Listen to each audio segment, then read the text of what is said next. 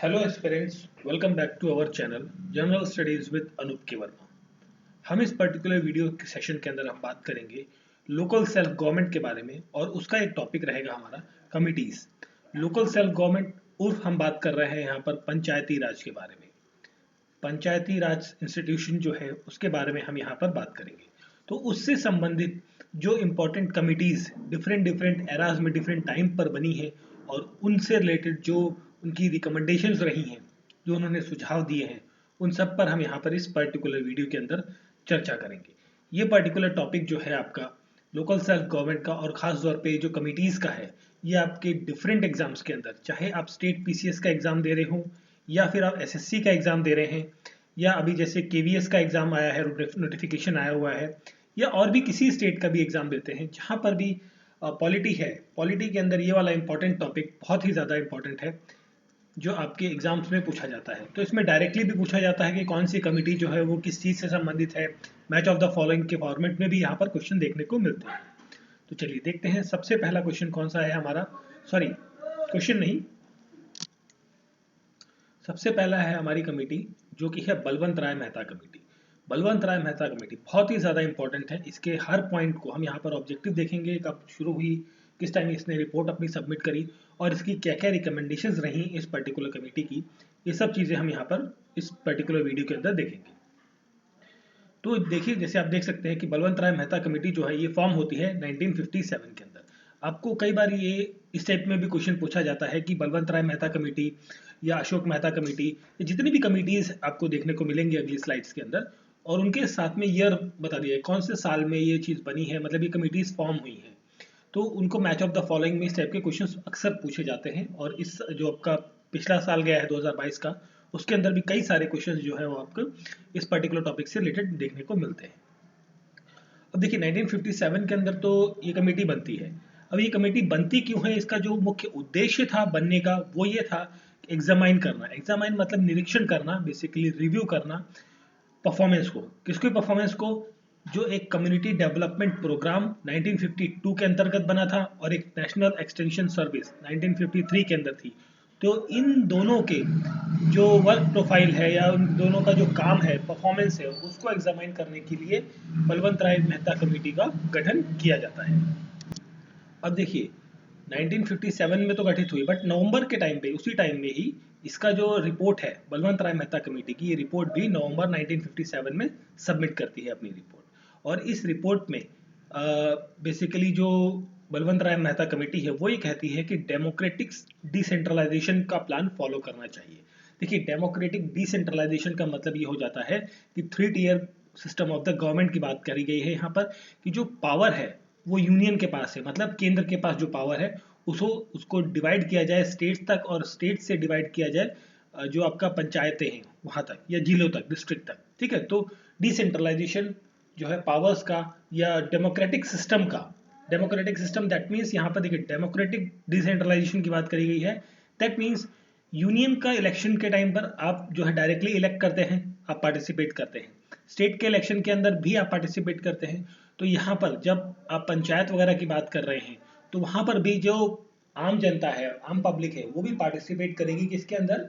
For the election के लिए। ठीक है, तो उसके बारे में यहाँ पर बात करी गई है। और इसी डेमोक्रेटिक डिसेंट्रलाइजेशन प्लान को बाद में कहा गया पंचायती राज। ठीक है, तो ये पंचायती राज कैसे नाम पड़ा, तो इस तरीके से आप पढ़ा तो ये चीज आप इसको समझ सकते हैं ऐसे। अब यहाँ पर बात करी जाती है कुछ इंपॉर्टेंट उसके जो रिकमेंडेशंस हैं बलवंत राय मेहता कमेटी के, वो यहाँ पर लिखे गए हैं। उनको हम देखते हैं वन बाय वन। देखिए, सबसे पहला ये जो है फर्स्ट पॉइंट बहुत ही ज्यादा मोस्ट इंपॉर्टेंट पॉइंट है, वेरी वेरी इंपॉर्टेंट पॉइंट है। 3 टियर सिस्टम की रिकमेंडेशन दी बलवंत राय कमेटी ने।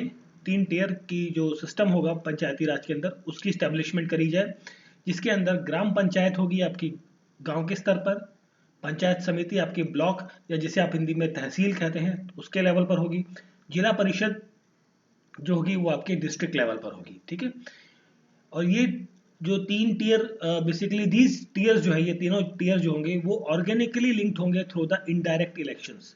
अब इनडायरेक्ट इलेक्शंस की बात कर रहा है तो यहाँ पर क्या होगा कि जो ग्राम पंचायत है, ठीक है, ग्राम पंचायत का इलेक्शन कौन होगा जब, तो वहां पर पार्टिसिपेंट कौन करेगा, वोट कौन करेगा?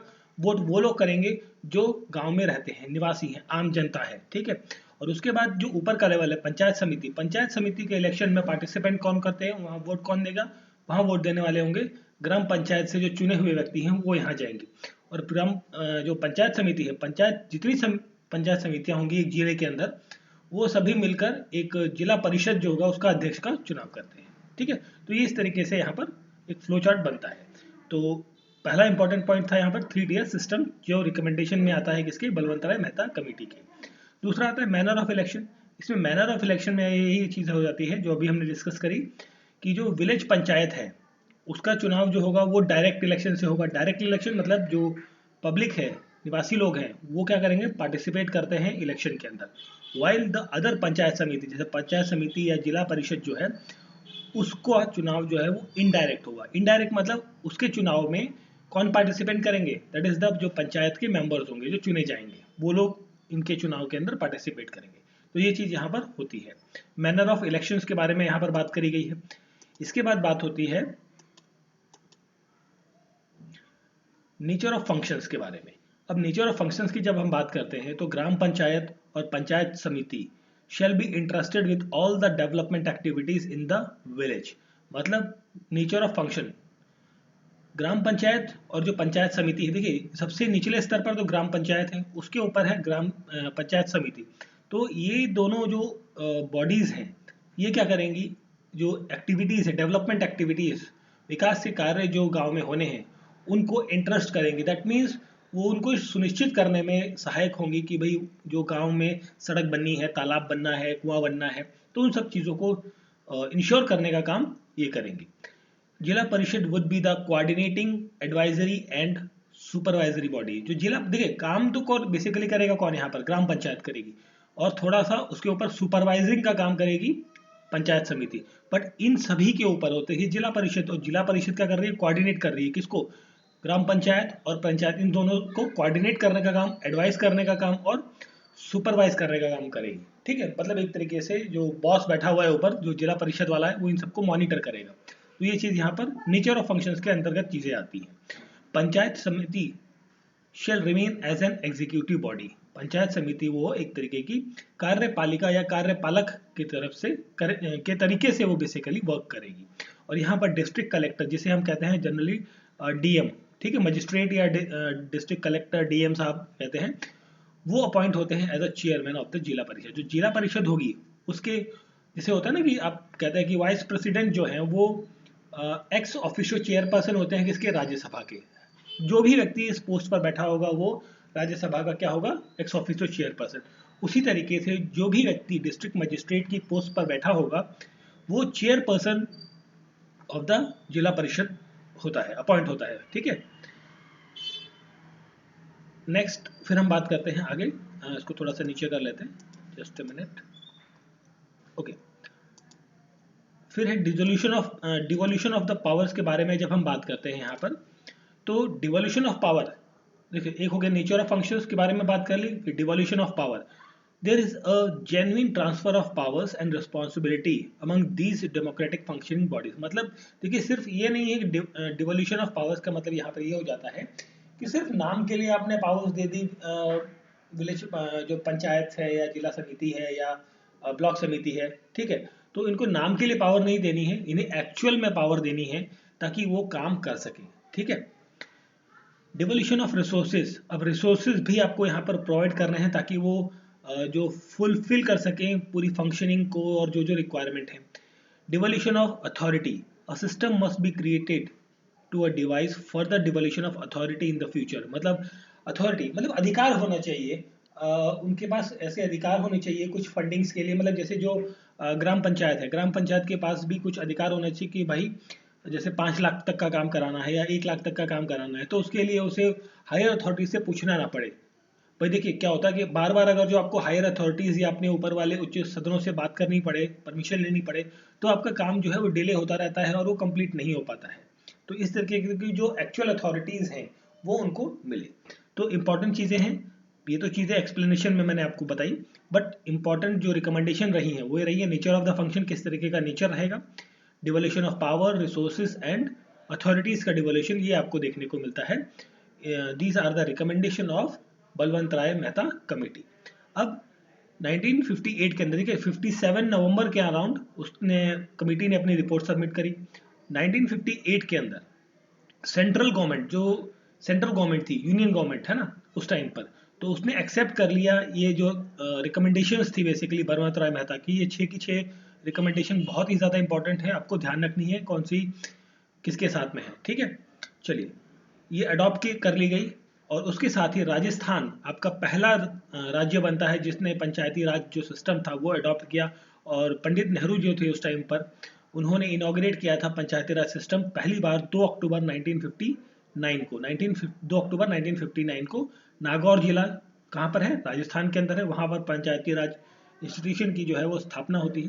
पहला राज्य तो आपको पता होगा, बट कई बार सर पूछा जाता है कि सेकंड ऐसा कौन सा राज्य है जिसने पंचायती राज इंस्टीट्यूशन को अपनाया। वो था आंध्र प्रदेश।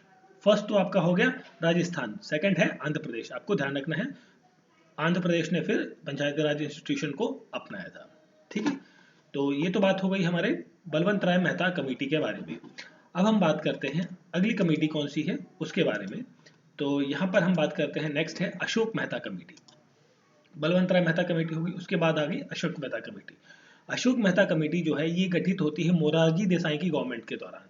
देखिए 1976-75 ये बेसिकली नेशनल इमरजेंसी का काल था। उसके बाद इंदिरा गांधी हार जाती है, फिर आती है मोरारजी देसाई की सरकार।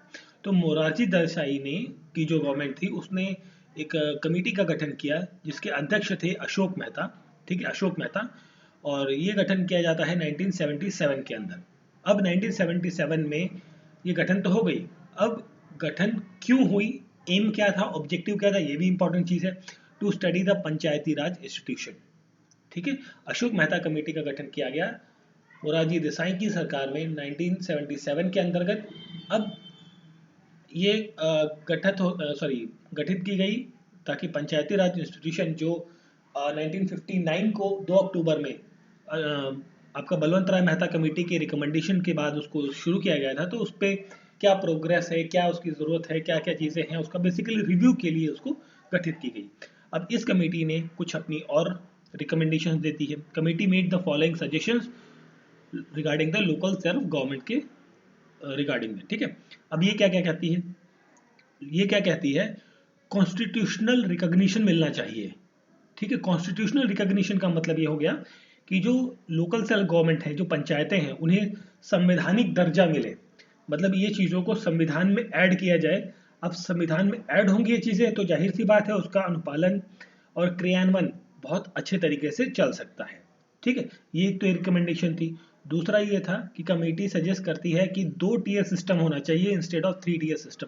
बलवंत राय मेहता ने क्या कहा, 3 टीयर सिस्टम करो, बट यहाँ पर इस कमेटी ने रिकमेंड किया कि 2 की जरूरत नहीं है, 3 की जरूरत नहीं है, 2 टीयर सिस्टम भी यहाँ पर लागू होना चाहिए, ठीक है। तो एक चीज ये हो गई डिफरेंस। यहाँ पर एक चीज और कही इन्होंने कि टेन्योर जो है पंचायत का वो 4 ईयर होना चाहिए, 4 साल होना चाहिए। जाकि अब देखिए यहाँ पर आपको 2 चीजें पता लग जा रही है कि जो बलवंत राय मेहता कमेटी थी उसके अनुसार, वहां पे हमने डिस्कस नहीं किया, बट यहाँ से आपको वो चीज क्लियर हो जा रही है कि बलवंत राय मेहता कमेटी के अनुसार जो टेन्योर था पंचायतों का वो 5 साल था। यहाँ पर रिकमेंडेशन दी गई कि उसे 4 साल कर दिया जाए, ठीक है। अगली रिकमेंडेशन ये रखी गई, there should be a participation of political parties in the panchayat election. अब देखिए पॉलिटिकल पार्टी, देखिए जो आज की डेट में 3 टीयर सिस्टम जो चल रहा है देश के अंदर, जो आपका ग्राम पंचायत है, ग्राम पंचायत जो इलेक्शंस होते हैं, इसके अंदर कोई भी पॉलिटिकल पार्टी इन्वॉल्व नहीं होती, ठीक है। उसके ऊपर जो ब्लॉक वाले इलेक्शंस होते हैं या जिला परिषद के जो इलेक्शंस होते हैं वहां पर तो पॉलिटिकल पार्टी थोड़ा बहुत इन्वॉल्व रहती भी है, बट यहाँ पर कंप्लीटली इन्वॉल्व नहीं रहती। This is a political party free. यहाँ पर कहा गया कि पॉलिटिकल पार्टी का इन्वॉल्वमेंट होना चाहिए पार्टिसिपेशन के अंदर इन द पंचायत इलेक्शन के अंदर, ठीक है। एक तो 4 ये पॉइंट आपके इंपॉर्टेंट हो जाते हैं for the Ashok Mehta committee से रिलेटेड। फिर हम बात करते हैं इसमें कुछ और रिकमेंडेशंस आती हैं। और क्या कहती है कमेटी, ये कहती है कि पंचायत को राइट टू टैक्सेशन मिलना चाहिए। राइट टू टैक्सेशन का मतलब ये हो गया कि जैसे कोई गांव है तो वहां पर कोई, जैसे पुष्कर है, राजस्थान के अंदर पुष्कर एक जगह है, वहां पर एक मेला लगता है, ठीक है, पुष्कर मेला। तो उस मेले से जो आमदनी हो, या उस मेले पर बेसिकली जो टैक्सेशन है कि भाई जो मेला घूमने आएगा उसके ऊपर जैसे एंट्री फीस लगा दी या पार्किंग शुल्क लगा दिया, तो वो जो पैसा कलेक्ट होगा वो पंचायत के पास हो। तो इस तरीके की जो छोटी छोटी चीज़ें होती है ना, जैसे मेला हो गया या कोई सड़क है गांव की, उसको काफ़ी ज़्यादा कमर्शलाइज यूज़ किया जा रहा है, तो गांव वालों ने या बेसिकली जो पंचायत है वो ऐसा करे कि भाई इस रोड से अगर जो कोई कमर्शियल व्हीकल निकलता है तो उस पर उन्होंने अपना एक तरीके का टोल टैक्स टाइप का लगा दिया। ठीक है, तो उससे क्या है, गांव की या विलेज की जो भी जिस एरिया की भी वहां पर है वो वहां पर उसको इनकम का सोर्स एक तरीके से हो जाता है। तो राइट टू टैक्सेशन की बात यहाँ पर कही गई थी, किसमें, अशोक मेहता कमेटी के अंदर। Regular social audit must be take place by the district authority and the body constituted of legislature. अब देखिए यहाँ पर एक चीज और कही गई कि सोशल ऑडिट होना चाहिए, मतलब जो भी खर्चा हो रहा है हर चीज का मतलब बेसिकली ऑडिटिंग होनी चाहिए, किसके द्वारा, डिस्ट्रिक्ट अथॉरिटी। डिस्ट्रिक्ट अथॉरिटी मतलब देखिए जो जिला परिषद है वो ऑडिट करे किसको, ब्लॉक समिति को, और साथ में जो विलेज पंचायत है इनको क्या करे, ऑडिट करने का काम करे, इनके खर्चों को सब मॉनिटर करने का काम करे। ठीक है, या फिर ऐसी कोई बॉडी जिसे जो विधायक का है, विधायिका विधानसभा जो है उसने कोई बनाई है ऐसी बॉडी जो इनको ऑडिट करने का काम करे। ठीक है, फाइनेंस कमीशन जैसे होता है, जैसे सीएजी होता है आपका, ठीक है, सेंट्रल में जो गवर्नमेंट के खातों का लेखा जोखा देखती है, तो उस तरीके का कुछ यहाँ पर होना चाहिए, ये इस कमेटी ने रिकमेंड किया। State should not encroach on the right of local bodies and the system of regular election must be ensured. यहाँ पर देखिए रेगुलर इलेक्शन की बात कही गई है इस पॉइंट के अंदर। एक और इंपॉर्टेंट चीज आती है इस कमेटी के अंदर, न्याय पंचायत। न्याय पंचायत की जो है यहाँ पर इस्टेब्लिशमेंट की बात करी गई है, to separate body from the development panchayat. देखिए जो पंचायत आपका डेवलपमेंट की बात कर रही है, मतलब एक पंचायत हो गई जिसमें ये हो गया कि भाई सड़क बननी है, नहर बननी है, नाला बनना है, या कोई कोई भी चीज़ ऐसी बननी है, ठीक है, या गौशाला बननी है, मतलब कोई भी गांव के विकास के लिए कुछ भी काम करना है तो उसके लिए एक सेपरेट बॉडी होगी। बट एक न्याय पंचायत बनाई जाए तो अगर जो कोई झगड़ा वगैरह हो जाता है, जैसे होता है ना कि लैंड डिस्प्यूट हो गया, दो भाई परिवारों के बीच में कोई डिस्प्यूट हो जाता है, फैमिली डिस्प्यूट हो जाते हैं कई बार, तो उन सब चीज़ों को निपटारा करने के लिए एक न्याय पंचायत का गठन किया जाए। और ये जो न्याय पंचायत है ये इस तरीके की हो कि जो वहाँ पर न्याय करने वाला वो व्यक्ति हो वो क्वालिफाइड हो टू बी अ जज, मतलब जज बनने की क्वालिफिकेशन उसके पास होनी चाहिए। इस तरीके का कोई सिस्टम यहाँ पर डेवलप करने की बात कही गई है। The scheduled area scheduled caste and scheduled tribe, जिसे हम बेसिकली कहते हैं ना एसटी और एससी कैटेगरी के जो लोग हैं उनका रिजर्वेशन किया जाए उनकी पॉपुलेशन के हिसाब से उनके एरियाज के अंदर। ठीक है, मतलब जैसे झारखंड एरिया है आपका, असम वाला एरिया है, छत्तीसगढ़ का एरिया है, वहाँ पर एसटी और एससी की पॉपुलेशन काफ़ी ज़्यादा है, तो वहाँ पर जो है इनके लिए रिजर्वेशन, या फिर जहाँ पर भी अदर स्टेट में भी हम बात करें तो जहाँ पर भी पॉपुलेशन उनकी एक as per the population ratio उनका रिजर्वेशन जो है वो एक तरीके से फिक्स किया जाए। और ये चीज़ यहाँ पर कही गई। ठीक है, arrangement of for panchayat Raj minister should be made in the council of minister. जो काउंसिल ऑफ मिनिस्टर्स होगी, देखिए स्टेट की काउंसिल ऑफ मिनिस्टर जो होगी, ठीक है, जो चीफ मिनिस्टर के साथ में काम करती है, ठीक है, उसके अंदर पंचायत राज मिनिस्टर का भी एक पद होना चाहिए, ऐसा एक विभाग होना चाहिए। बेसिकली यहाँ पर बात करी गई है कि एक पंचायती राज मिनिस्ट्री बेसिकली यहाँ पर होनी चाहिए। तो ये कुछ रिकमेंडेशंस थी किसकी, अशोक मेहता कमेटी की। इंपॉर्टेंट रिकमेंडेशंस है उनको मैंने सिर्फ मेंशन किया है यहाँ पर, जो एग्जाम पॉइंट ऑफ व्यू से आपके सब्जेक्टिव एग्जाम हो या फिर आपका ऑब्जेक्टिव एग्जाम्स हो, तो दोनों के लिए काफ़ी महत्वपूर्ण पॉइंट्स हैं। चलिए फिर हम बात करते हैं अगले कमेटी के बारे में। दो कमेटीज हो चुकी हैं, ये थर्ड कमेटी है हमारी जीवी के राव कमेटी। जीवी के राव कमेटी, अब जीवी के राव कमेटी जो है ये अपॉइंट की जाती है प्लानिंग कमीशन के द्वारा। अब प्लानिंग कमीशन आज की डेट में जो है क्या है, नीति आयोग। नीति आयोग, ठीक है, नीति आयोग के द्वारा ये कॉन्स्टिट्यूट की जाती है या बनाई जाती है, गठित की जाती है, कब, इन द ईयर 1985 में।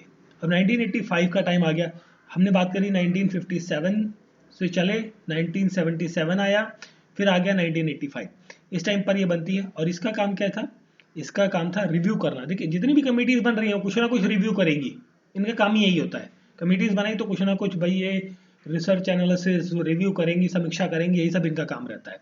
अब इसका काम था कि administrative setup relating to the rural development, जो एडमिनिस्ट्रेटिव सेटअप हो रहा है रूरल डेवलपमेंट के लिए उसकी समीक्षा करना इस जीवी के राव कमेटी का हिस्सा था, मतलब उसका काम था बेसिकली, और जिसका गठन किसने किया था? प्लानिंग कमीशन ने। ये इंपॉर्टेंट चीज़ है, थोड़ी सी अलग हो जाती है, आपको ध्यान रखनी है। Committee was headed by the chairperson जीवी के राव, इसलिए इसका नाम कहा गया था जीवी के राव कमेटी। जो भाई देखिए, कोई भी कमेटी होगी उसकी जो अध्यक्षता करेगा वो बेसिकली क्या हो जाता है, जो अध्यक्षता करेगा उसके नाम पर वो कमेटी का नाम पड़ जाता है। The committee concluded that the development process was gradually bureaucratized and was divided from the panchayat राज। अब देखिए यहाँ पर ये चीज़ आपको देखने को मिल रही है। यहाँ पर कमिटी क्या हो रही है, कमिटी ने ये कहा, कंक्लूड किया बेसिकली कि जो डेवलपमेंट प्रोसेस है वो ग्रेजुअली क्या हो रहा है, ब्यूरोक्रेटाइज हो रहे हैं। ब्यूरोक्रेटाइज मतलब जो नौकरशाह हैं, जो मतलब एक ब्यूरोक्रेसी के लोग हैं, उनके अधीन होती जा रही हैं चीज़ें, ठीक है। और जो पंचायतों का डेवलपमेंट है वो थोड़ा सा डिविएट हो रहा है, अपने मार्ग से भटक रहा है, ठीक है। तो यहाँ पर ये चीज़ इनके कंक्लूजन पार्ट में देखने को मिलती है। अब इस फेनोमेना, ये जो फेनोमेना होता है ना basically, bureaucratization of development administration as against the democratism weaken the panchayati raj institution result grass without root. अब देखिए ये चीज़ वही हो जाती है कि भाई ये कहा जाए कि भाई जिला परिषद लेवल पे या टॉप लेवल पे कहा जाए कि हमने फलाना फलाना काम किया, मगर हकीकत में वो काम कभी हुआ ही नहीं। तो ये चीज़ यहाँ पर आपको देखने को मिलती है। सिंपली आप समझिए, ये कहते हैं ना, क्योंकि कोई मिनिस्टर अगर जो आपका जैसे ट्रांसपोर्ट मिनिस्टर है कोई, ठीक है, मैं किसी का नाम नहीं ले रहा यहाँ पर, बट कोई ट्रांसपोर्ट मिनिस्टर है, उन्होंने कहा कि भाई फलानी रोड जो है वो बन चुकी है, बननी है, और मतलब मतलब 1 जनवरी को सपोज उन्होंने कहा कि भाई फलानी रोड बननी है, और 10 मई को कहा कि भाई ये जो रोड है आपकी बननी थी वो बन के तैयार हो गई।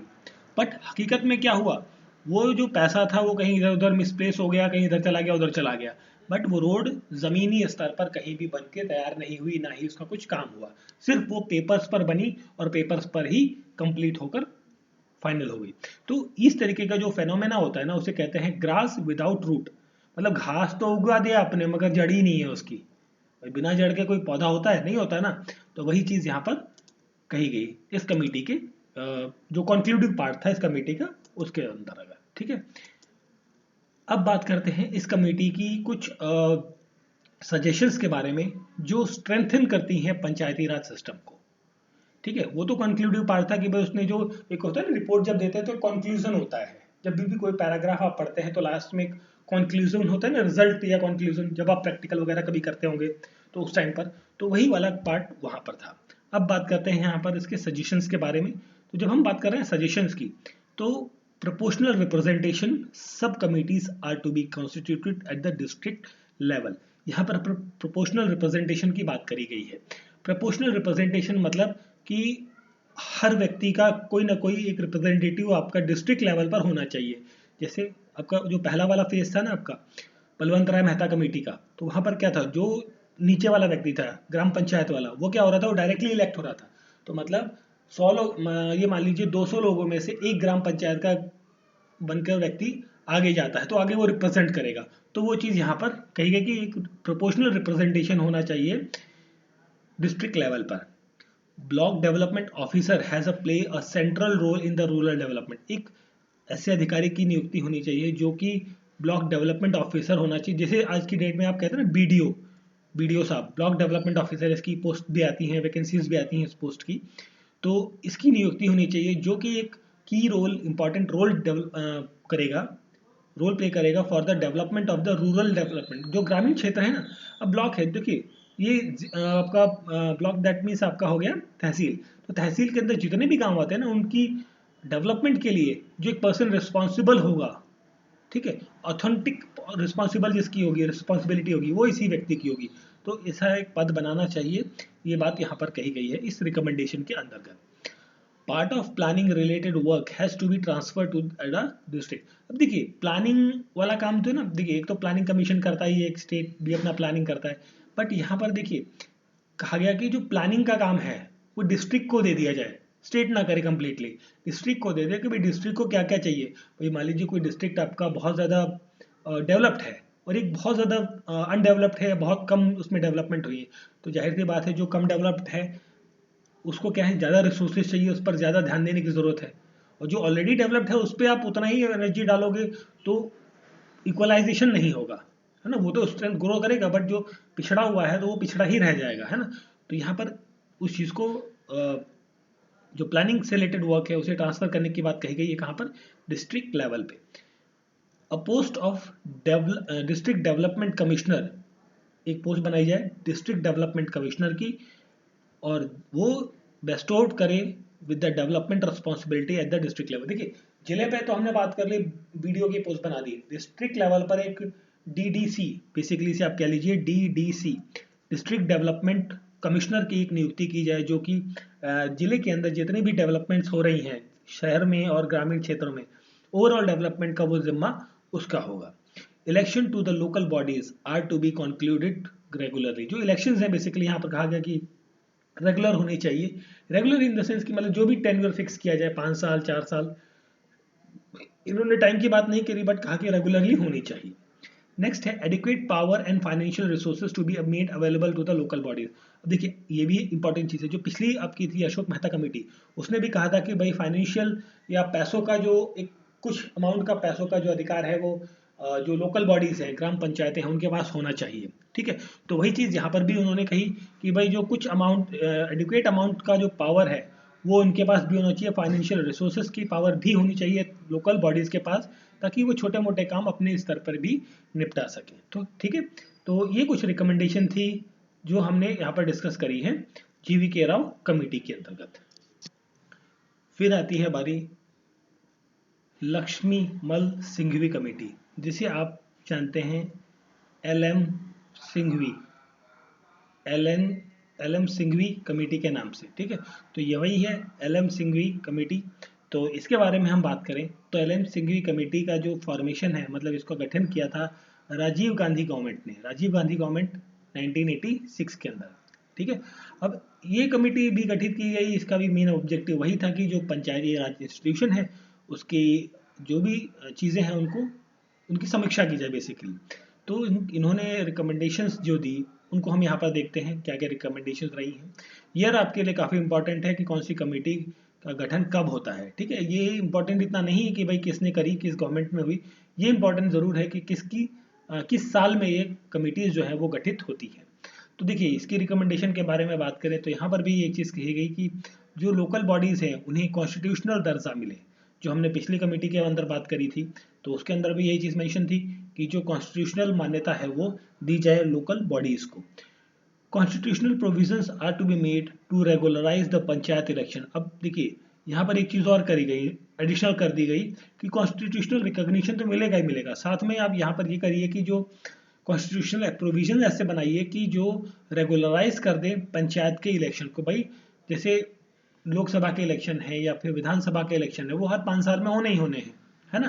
तो उसी तरीके से यहाँ पर भी एक रेगुलराइजेशन हो जाएगी 5 साल में, 4 साल में, 6 साल में, जो भी टर्म पीरियड है। यहाँ पर टर्म पीरियड की बात नहीं करेगी, मतलब सिंपल एक रेगुलराइजेशन की बात करी गई है। ठीक है, Nyaya Panchayat to be establish as a group for the group of people. देखिए ग्रुप ऑफ विलेजेस के लिए एक न्याय पंचायत की भी व्यवस्था की जाए, ये भी हमने अपने पिछले कमेटी के अंदर डिस्कस किया था।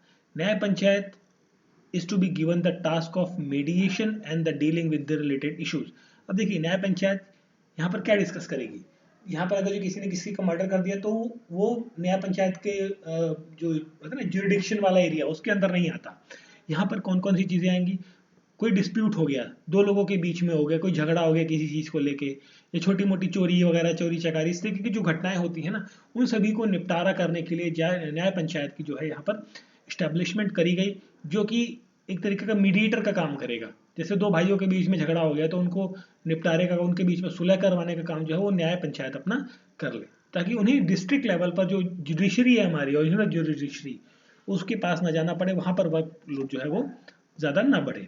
ठीक, panchayat raj panchayat raj judicial tribunal should be establish in each state that deals with the matter related to the functioning of panchayat raj. ठीक है, एक पंचायती राज जुडिशियल ट्रिब्यूनल, मतलब एक तरीके के जैसे कहा जाता है ना कि देखिए सेशन कोर्ट होते हैं और बहुत सारे कोर्ट्स आपको देखने को मिलेंगे जिले के अंदर डिफरेंट फील्ड्स के रिलेटेड, तो उसी तरीके से एक पंचायत राज जुडिशियल ट्रिब्यूनल भी बनाया जाए, उसकी मांग यहाँ पर करी गई, उसकी रिकमेंडेशन भी इस कमेटी के द्वारा दी गई।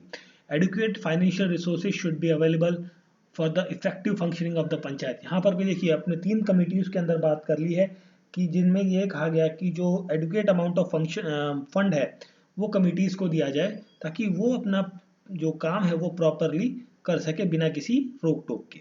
ठीक है, अब जैसे क्या होता है ना कि कोई अधिकारी मिल गए, जैसे बारिश आ रही है या बाढ़ आ रही है, तो उस बाढ़ आने वाली है या बारिश बहुत ज़्यादा हो रही है, तो कोई नाली बनानी है या कोई बड़ा सा नाला टाइप का बनाना है गांव के आसपास से या जहाँ जमा हुआ वहाँ से निकालना है, तो उसके लिए क्या है, पंचायत के पास फंड होगा, उसके पास पावर्स है, तो वो कर सकती है।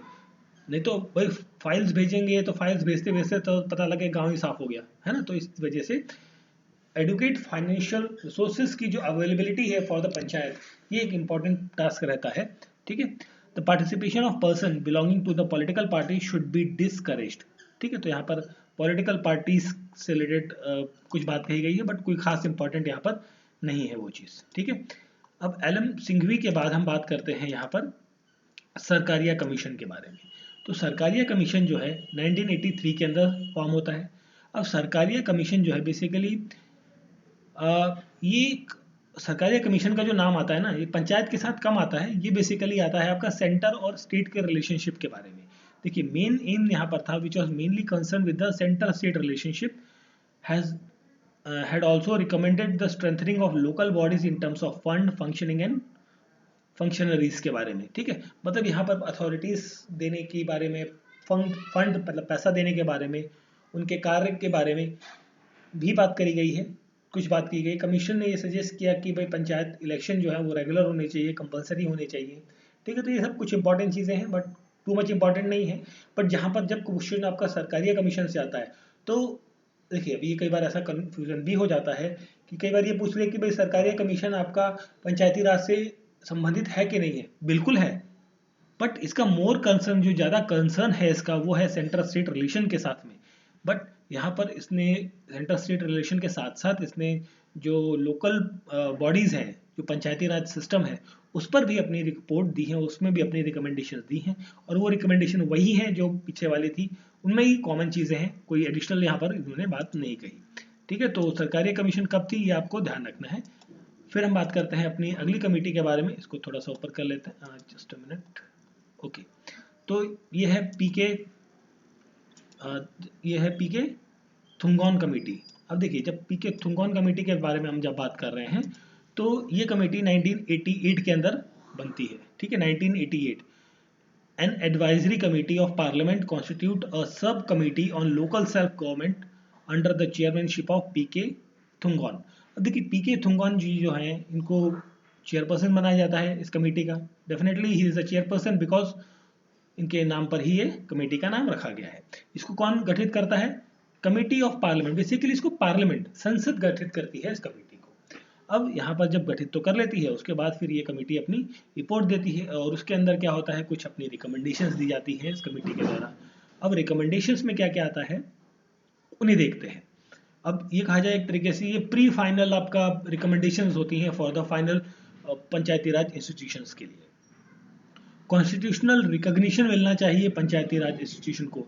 ये हमने 2-3 लोगों की कमिटीज़ की रिपोर्ट में देखा है कि उन्होंने भी ये मांग करी कि पंचायती राज इंस्टीट्यूशंस को संवैधानिक दर्जा दिया जाए। ठीक है, 3 टियर सिस्टम की बात यहाँ पर करी गई है। Gram panchayat will be the lower, जो हमने स्टार्टिंग में बात करी थी बलवंत राय मेहता कमेटी, वही रिकमेंडेशन इन्होंने भी करी कि भाई 3 टियर सिस्टम होना चाहिए, ना कि 2 टियर सिस्टम या और कुछ और। ठीक है, जिला परिषद should be the main planning and the development agency होनी चाहिए डिस्ट्रिक्ट लेवल पे, ये बात भी यहाँ पर देखने को मिलती है। टेन्योर के बारे में हम बात करें तो यहाँ पर कहा गया कि फिक्स्ड 5 साल का होना चाहिए। ठीक है, फिक्स्ड 5 साल। अब देखिए फिक्स्ड 5 साल की बात यहाँ पर हो रही है, तो अब आज की डेट में जैसे इलेक्शन होता है ना, मान लीजिए 2022 के अंदर आपका इलेक्शन होता है पंचायत का किसी राज्य के अंदर। ठीक है, सपोज कर लीजिए यूपी के अंदर 2022 के अंदर पंचायत इलेक्शन होते हैं। अब इफ इन केस यहाँ पंचायत में किसी गांव में, यूपी के किसी गांव के अंदर जो पंचायत का व्यक्ति था वो रिजाइन कर देता है अपनी पोस्ट से, या उसकी आकस्मिक मृत्यु हो जाती है, तो वहाँ क्या होगा, री इलेक्शन होगा। अब वो जो री इलेक्शन होकर जो व्यक्ति चुनकर आएगा वो अगले 5 साल नहीं रहेगा। वो क्या करेगा, मान लीजिए इसकी जो मृत्यु होती है ये 2.5 साल में हो जाती है, 2.5 साल बाद ये मर जाता है व्यक्ति। ठीक है, तो जो अगला व्यक्ति चुनकर आएगा वो अगले 2.5 साल ही रहेगा, वो अगले 5 साल नहीं रहेगा। मतलब सिंपल ये है कि 2022 में इलेक्शन हुए थे, तो अब यहाँ पर 2027 में इलेक्शन होने कंपलसरी हैं। टेन्योर जो भी बचा हो, 6 महीने, साल भर, 2 महीने, वट जो बचा हो आपका, तो उससे मैटर नहीं करता कि वो एक्सटेंड होगा। बट यहाँ पर जो इलेक्शन है 22 में है तो 27 में है, 27 है तो फिर 32 में, तो इस तरीके से आपको यहाँ पर टेन्योर देखने को मिलता है। ये चीज़ कही गई। इसके बाद planning and coordination committee should be constituted under the chairmanship of the planning minister who is the member of chairman of the district council. ठीक है, कमेटी बनाई जाए, इस तरीके की बात करी गई। There should be a constitutional list of subjects related to the panchayati Raj.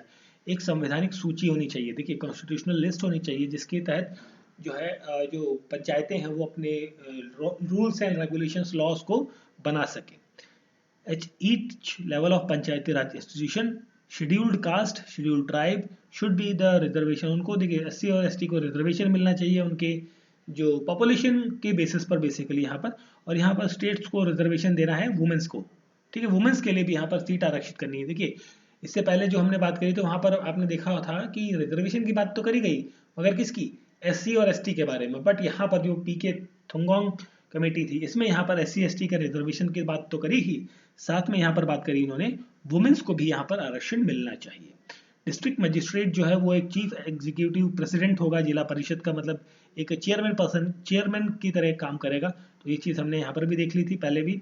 State finance commission जो है वो कॉन्स्टिट्यूट किया जाए हर राज्य के अंदर, ये भी यहाँ पर एक इम्पॉर्टेंट चीज़ बनती है। जो स्टेट फाइनेंस कमीशन है, ठीक है, वो गठित किया जाए, वो इस कमिटी की रिकमेंडेशन से निकलकर चीज़ आती है। ठीक है, फिर हमारा लास्ट आपका कमेटी है, उसके बारे में बात करते हैं।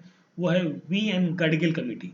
वी एन गडगिल कमेटी जो है वो गठित होती है 1988 के अंदर। ये भी कांग्रेस पार्टी के द्वारा गठित की गई है। बेसिकली आईएनसी गवर्नमेंट जो थी, इंडियन नेशनल गवर्नमेंट, कांग्रेस, उसी गवर्नमेंट के द्वारा गठित की जाती है।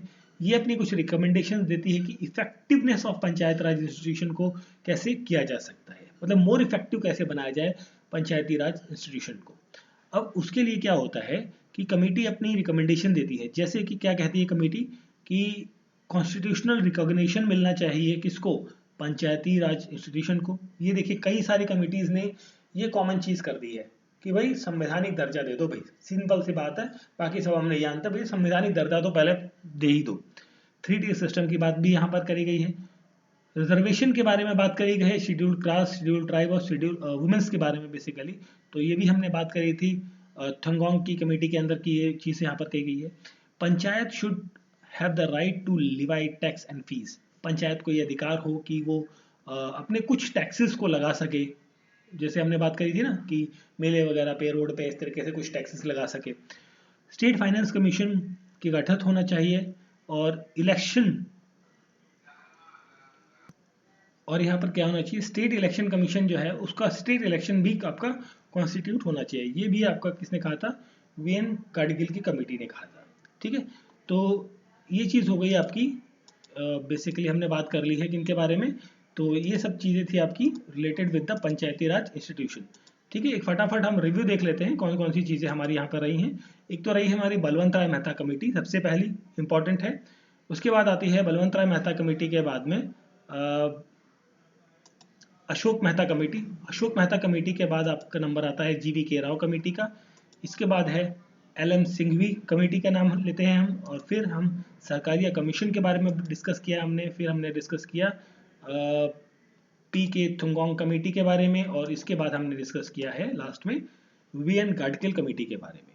तो ये थी कुछ इंपॉर्टेंट कमिटीज जो कि आपकी रिलेटेड थी विद द एक टॉपिक हमारा कौन सा चल रहा था, ये थी committees and their recommendation on the local self government. Local self government के ऊपर हम, ये पर्टिकुलर सेशन था हमारा, पर्टिकुलर वीडियो। जितनी भी इंपॉर्टेंट कमिटीज थी उनकी रिकमेंडेशंस थी वो हमने यहाँ पर डिस्कस कर ली है। सो आई होप सो सारी चीज़ें यहाँ पर आपको क्लियर हो गई होंगी। आप 1-2 बार वीडियोस को देखेंगे तो आपको सारी चीज़ें ऑलरेडी क्लियर हो जाएंगी, रिमेंबर हो जाएंगी। तो मिलते हैं किसी और वीडियो के साथ। Thank you for watching.